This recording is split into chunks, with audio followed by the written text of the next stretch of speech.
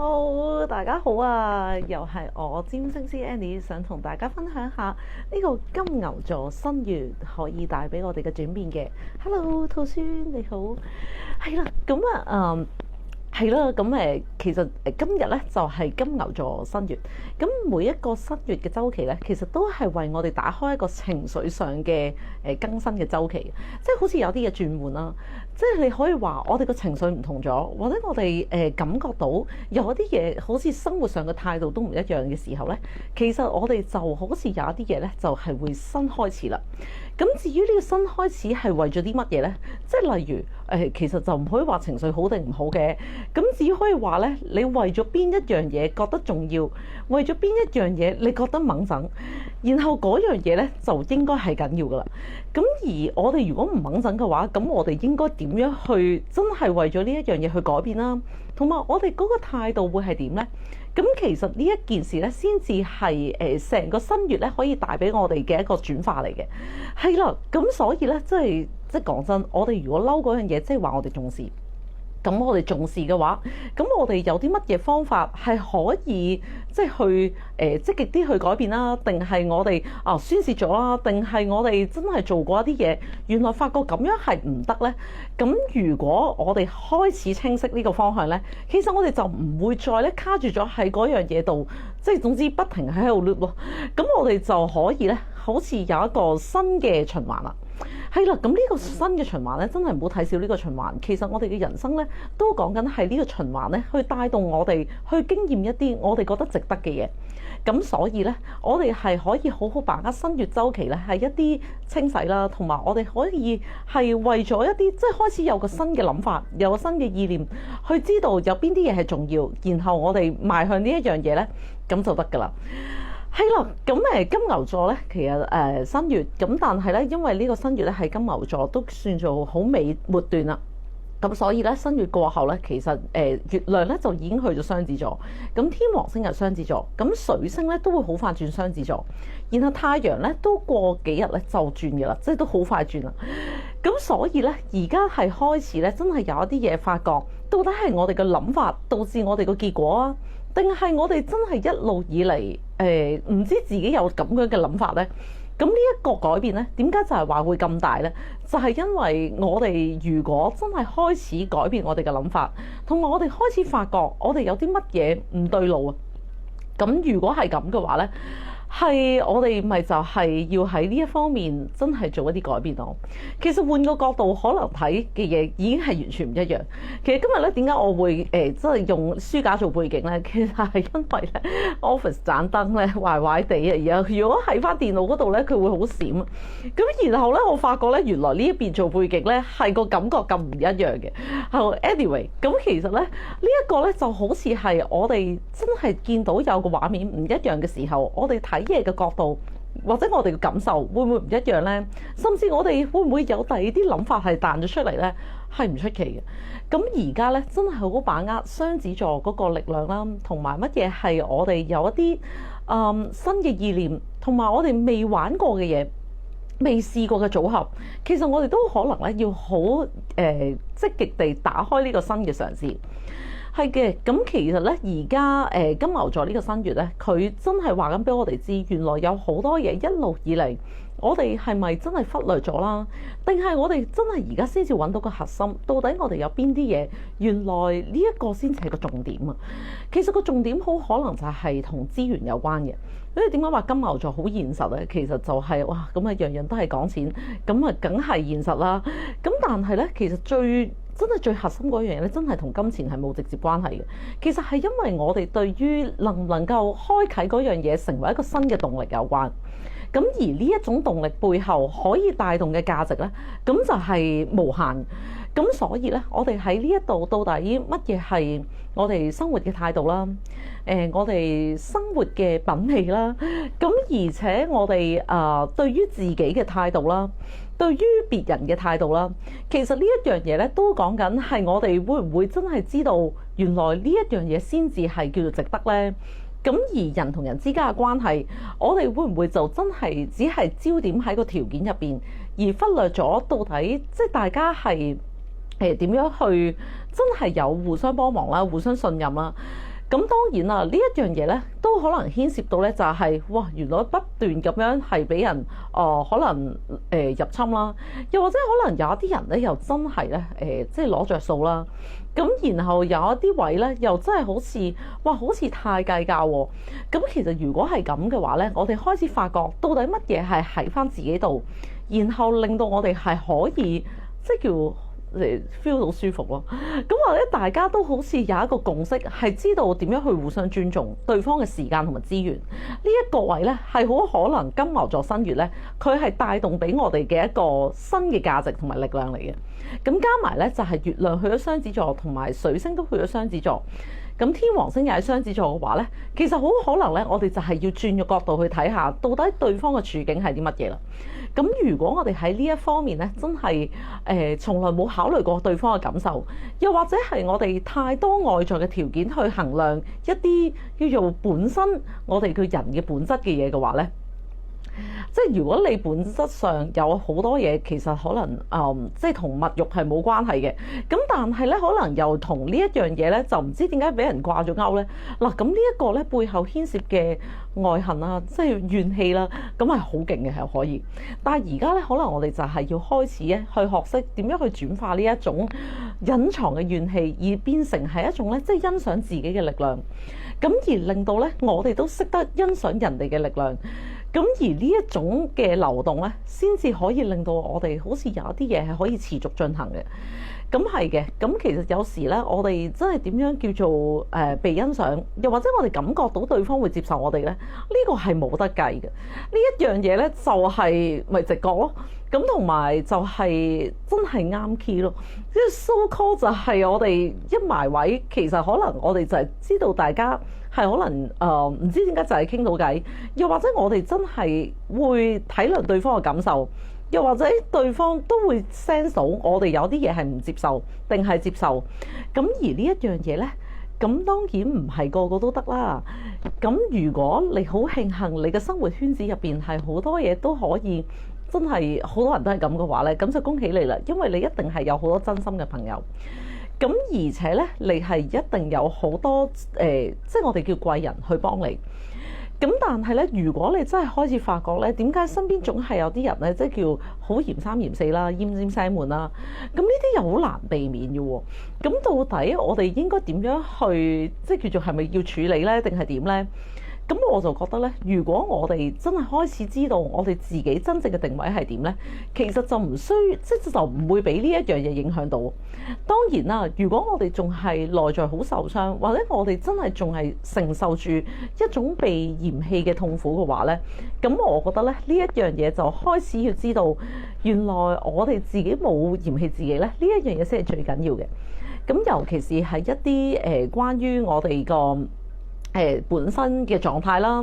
外貌啦，係啊，類似係呢一樣嘢呢。其實我哋到底乜嘢係即係尊重自己，同埋我哋到底點樣可以尊重翻人哋嘅界線呢？其實呢個新月打後呢，都會令到我哋開始發覺，我哋點樣將大家嘅關係係擺翻喺我哋認識嘅原因，又或者係我哋本身係真係因咩事而喺埋一齊，呢一樣嘢呢，係最緊要嘅。咁當然啦，有時就係咧，我哋因為經歷得太多咧，所以我哋就好難分得清楚。尤其是越熟嘅關係咧，我哋係越難分得清楚。基本上係唔需要分。如果越分得開嘅話咧，其實好可能咧，你開始發覺點解好似大家越行越遠。哇！咁就大件事啦。如果係咁嘅話咧，咁係咪我哋有啲咩問題咧？但係有問題咧都唔緊要嘅。其實最緊要就係咧，我哋會唔會真係好似可以因啲咩事又撻翻着咧，又真係可以再傾到偈，或者我哋再好似即係更加明白對方嘅處境。咁所以咧，呢一樣嘢咧，就視乎我哋會唔會真係開啟到自己內在呢一種智慧啦。係啦，好似好複雜啦，即係人同人之間嘅關係咧，真係好似永遠都係最複雜嘅。但係講真，我真係覺得呢一樣嘢如果你接受對方係你嘅一面鏡子嘅話呢，其實呢一樣嘢呢就變得唔複雜，係因為呢，我哋好似係能量上帶咗呢一樣嘢去呢段關係入邊，然後跟住將呢一種能量放大咗，咁然後再俾翻自己睇到，係啦，咁所以呢，我哋點解就係話令到自己心情變好啦，同埋令到自己真係覺得只係為自己覺得有價值嘅嘢去做呢。然後我哋咁樣就未必係同保守有關，咁其實係因為呢，我哋就係捍衞自己嘅界線之餘呢，我哋真係將力量咧擺翻喺自己身上，我哋唔係真係因為想人哋有力量去點樣去睇到我哋，但係我哋係首先自己有呢一種嘅力量嘅時候呢，其實好可能呢，我哋先知道我哋係有翻新嘅動力帶出去，咁唔知點解你睇嘅嘢都會唔一樣。咁所以咧喺呢一個遊戲規則入邊，應該話呢個玩法入邊咧，我哋就係會越嚟越精彩，而且咧我哋係唔會攰嘅。咁係因為咁咧，我哋會越嚟越遇到一啲欣賞我哋嘅人，同埋我哋值得尊重嘅人，就係咁啦。好啦，咁仲有一啲即係緊要嘅相位咧，其實今年夏天咧就係隨住呢個新月咧就正式開始啦，就係嗰個天王星同冥王星三分相。咁呢一個占星術語呢，係大家唔識占星嘅話係唔需要理解嘅。但係咧呢一樣嘢呢，就只不過係代表緊，好似成個時代啊，我哋而家係開始即係有一個大嘅時代嘅方向。咁而呢一樣嘢呢，亦都好似係去得好深，即係我哋即係例如我哋會唔會真係從此下去都係咁？可能呢一種恐懼呢係而家會放大嘅，但係其實呢，我哋反而呢係要好好把握呢一個機會呢，去發展一啲我哋真係覺得值得行嘅人生路。因為呢，我哋點樣去確認到我自己嘅咩叫人生方向呢？其實就係而家。咁到底你有幾想去做一啲嘢代表自己啦？又有邊啲嘢呢係好似令到我哋覺得，我哋即使係被打壓過，又或者我哋即使係隱藏過，我哋而家呢係好值得咁樣去拓展出嚟。呢一樣嘢呢係呢個天冥相位呢係最重要嘅。咁所以呢，佢會持續喺今年都會有啦。咁然後明年呢，其實因為逆行，雙方都會逆行咧，咁所以呢，佢應該都仲有嗰個力量喺度嘅。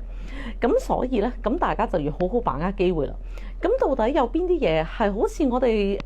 係迷迷糊糊咁樣就過咗啊？定係我哋而家開始發覺呢，我哋揾翻自己真係啱嘅方向，或者啱嘅 style， 咁我哋啱嘅形式又好，定係我哋真係好似知道原來我哋個人生嘅定位係咁嘅話呢，其實就邁向呢個方向，然後將一啲我哋過去經歷過一啲黑暗啦，又或者我哋覺得唔肯定嘅嘢呢，而家就係慢慢浮出嚟呢，然後令到佢肯定翻呢，其實成件事呢就係會順啦。係嘅，喺呢一種相位底下呢，可能好多人呢都會覺得係好似即係有啲嘢係好冇希望。咁其實呢，因為呢一個相位，即係呢三分相呢，通常就係講緊大勢所趨係咁噶啦，好似全部人都係咁噶啦，你唔好諗啦。係啦，就係要停止呢種諗法。佢因為天王星其實講緊天王星係一個呢，即係叫佢要釋放翻你本身就係本身好有力量嗰一面出嚟嘅一粒星嚟嘅。咁冥王星呢，就更加係一啲好深層嘅情緒，我哋要轉化成為一種好實在嘅生命力。咁當然啦，仲有土星、海王星呢，其實佢哋都有幫手嘅。不過呢，佢哋個層面唔一樣。但係呢兩粒呢，其實真係已經夠晒喺我哋個人生旅程入邊係做主導嘅。咁而到底佢主導咗啲乜呢？咁而家就係要開始令你喺生活嘅細節入邊發現，到底有冇將呢一樣嘢 apply 出嚟啦？定係點樣 apply 出嚟啦？其實真係好似成個人融入咗咁樣嘅。咁所以呢，我哋要喺呢一方面去真係了解自己，同埋我哋真係要喺呢一方面呢去做翻自己。其實首先呢，就反而要明白多啲關於自己隱藏咗到底有啲咩不滿。咁而嗰樣不滿呢，又隨住我哋可能做過一啲靜心啦，同埋我哋真係開始了解嘅時候呢，其實我哋就唔會再停留喺嗰個位置。咁我哋當再遇到嘅時候呢，咁你仲係咪咁不滿呢？可能都係。咁但係咧，嗰個不滿嘅程度有冇減低咧？其實呢個咧係可以好理性地、好清晰地咧去睇到嘅。咁但係當然啦，你發脾氣嗰一刻或者係嗰一刻咧係未必知嘅。但係只不過咧，我哋而家開始就係發覺咧，唔好俾一啲叫做好負嘅嘢，又或者我哋唔好俾一啲咧叫做好似我哋解決極都解決唔到嘅嘢咧去糾纏。我哋反而咧要留意下自己點解會咁憎呢一樣嘢，或者點解會咁執着。而呢一種執着，佢背後一定有原因嘅。咁但係咧，我哋如果越嚟越知道嗰個原因咧，其實而家嘅階段嘅自己係唔太即係唔再太重要嘅話，又或者我哋真係開始知道點樣去處理呢一個原因咧，其實呢一件事咧先至係我哋叫做成長。係啦，咁呢一方面咧，咁當然啦，係我覺得真係一啲有智慧同埋有見識嘅人咧，其實可能先至會將呢一個格局咧去放大嘅。咁我哋咩叫執着呢？就係好似不停咧，即係為咗一啲小事咧，我哋就喺度即係轉嚟轉去，然後我哋就不停咁諗。但係咧，最終咧係好似令到我哋唔記得咗自己本身係想去邊嘅。咁但係咧，如果我哋真係叫格局擴大咗，又或者我哋真係開始知道我哋嘅人生唔止係咁嘅話咧，其實我哋就反而知道，哦係嘅，我係執着嘅。不過我哋真係好似有更重要嘅目標喺前面咧，咁我哋就可能就有啲嘢咧就暫時放開，同埋咧有啲嘢咧咩叫真係影響到自己，我哋喺情感上嘅狀態會係點呢？其實對於呢一樣嘢有覺知，咁當然啦，咁靜心得多梗係會知啦。同埋我哋真係開始發覺我哋存在嗰個定位係點呢？咁呢一個咧亦都係幫我哋咧翻去正中間，就係我哋如果真係將自己嘅 life 係擺咗喺一個好核心嘅位置，即係例如我哋最中意嗰樣嘢，咁其實係代表緊我哋嘅人生嘅話呢，咁其實我哋就唔會因為某一啲人嘅聲音而錯過咗發展呢一個機會。咁甚至咧，無論幾困難你都要做嘅。咁呢一個咧就唔係執着啦，呢個就真係講緊好似你知道自己嘅方向應該要行呢一邊。咁但係你話剩翻嗰啲陰暗面啊，或者我哋情緒上嘅狀態應該點呢？係啦，咁我哋就可能有第二啲方法咧去轉化佢。係啦，咁所以咧，我哋真係唔怕冇其他出路嘅。咁只不過咧，係現階段咧，可能我哋要執嘅嘢好多，咁同埋我哋可能想做嘅嘢，比我哋想象中咧係大好多。咁所以咧，我哋就係點解唔可以咁心急？但係我哋又唔係真係完全唔行，只不過咧係我哋要用一個咧叫做好係啦，我哋真係要堅定嘅態度去行我哋自己嘅路，就係咁啦。好啦，咁因為今個月咧，其實仲有一個滿月嘅，咁5月底，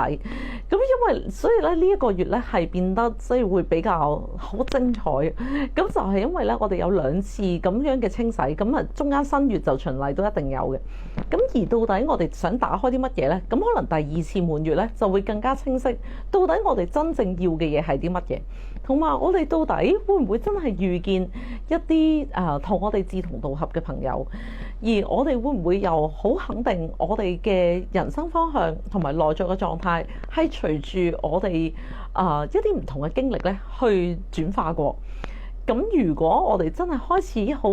即係發現自己係有價值同埋有力量，而且我哋係真係唔再咁容易俾其他人嘅聲音影響到嘅話咧，其實我哋而家咧係可能係一個最好嘅時間嚟嘅。好，咁今日嘅分享就到呢度啦。係啦，咁我哋21號咧就會有占星初班，咁然後我哋30號咧亦都會有一個靈擺嘅工作坊。咁靈擺咧其實就係真係好容易嘅，其實但係咧嗰個即係點樣去放空自己，去信任我哋個宇宙係會俾到答案我哋咧，同埋俾到一個啱嘅答案我哋。咁到底乜嘢係我哋嗰條問題咧？咁呢一方面咧就係要清晰翻咧，其實就好易用。呢個咧真係唔係啲咩神秘嘢嚟嘅，咁同埋亦都唔係嗰啲咩邪靈嘢嚟嘅。其實呢一個咧係講緊我哋如何同宇宙連結嘅一個渠道，而且咧呢一樣嘢係好可以幫我哋去釐清而家嘅生活嘅方向啦，同埋有一啲我哋嘅心裏嘅疑難，到底係諗多咗啊，定係真係需要令到我哋知道嗰個事實呢？咁其實咧用呢啲方法咧係絕對可以令到我哋清晰晒。係啦，咁就唔使咁煩啦。好，咁如果大家有興趣嘅，咁記得參加啦。好，咁我哋仲有一連串嘅活動啦。咁詳情就係留意翻我哋嘅網頁、Facebook 同埋 IG，咁就係一定會有啲嘢啱你嘅。好，咁今日嘅分享就到呢度，好，拜拜。